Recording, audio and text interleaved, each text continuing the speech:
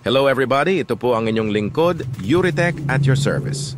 Samahan niyo po ako dito sa tanggap kong iPhone XR na na-hard drop kaya nasira ang housing, LCD, back camera at charging flex.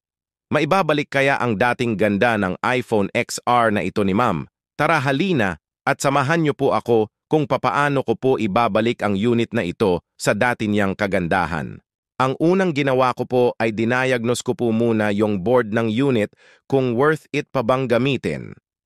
Mahalaga pong malaman muna natin kung worth it pa bang gamitin after repair ang unit ni ma'am para hindi magsayang ng pera si ma'am na after repair ilang araw lang sira din naman pala.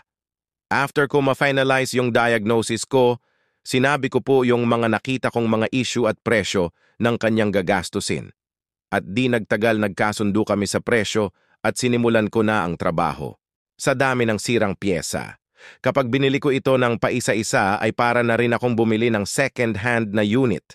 Kaya ang ginawa ko, naghanap ako sa mga kapwa kong technician ng iCloud issue at sa kaswertehang palad ay may nakita ako at agad ko itong binili. At dahil malayo at sa Quezon City pa ang seller, kaya binook ko na lang sa Lalamove at habang hinihintay kong dumating yung mga pyesa, ay dinisassemble ko na ang unit ni ma'am para ready to kabit na lang pagdating ng order ko. Kung makikita nyo po dito sa video, ay ikinakabit ko na po yung board ni ma'am sa nabili kong iCloud issue na unit.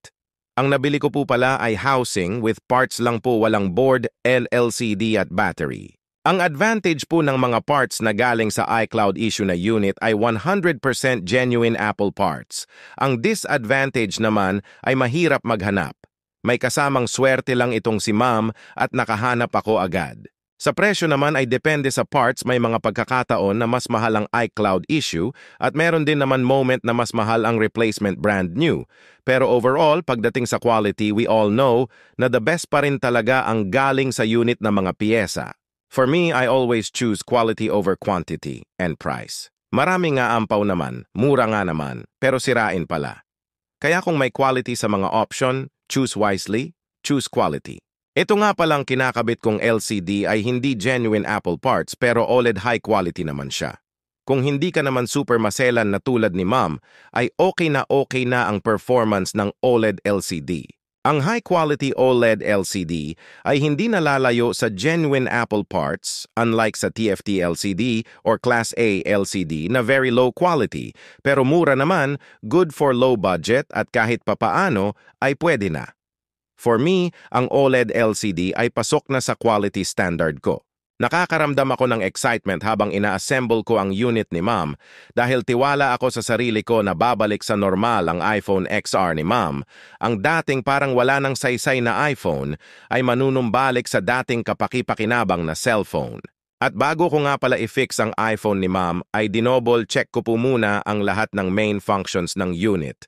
Sinuri ko po one by one ang mga tunog, display, touchscreen, Face ID, charging, signal, Wi-Fi, mic, at camera. At dahil lahat ay gumagana naman, kaya nilagay ko na ang 2 tornilyo sa may charging part for the final process. At kita nyo naman po mula sa kaninang basag-basag na housing at mga sirang piyesa, ay muli nating naibalik sa normal ang unit na parang walang nangyaring sakuna. At sa sobrang tuwa ni ma'am muntik ulit mabasag ang unit, buti at nasalo niya ang kanyang iPhone sa tiyak na pagkalaglag. Sana'y nagustuhan nyo po ang videong ito. Ito po ang inyong lingkod na laging nagsasabing, hanggang sa muli po. Salamat!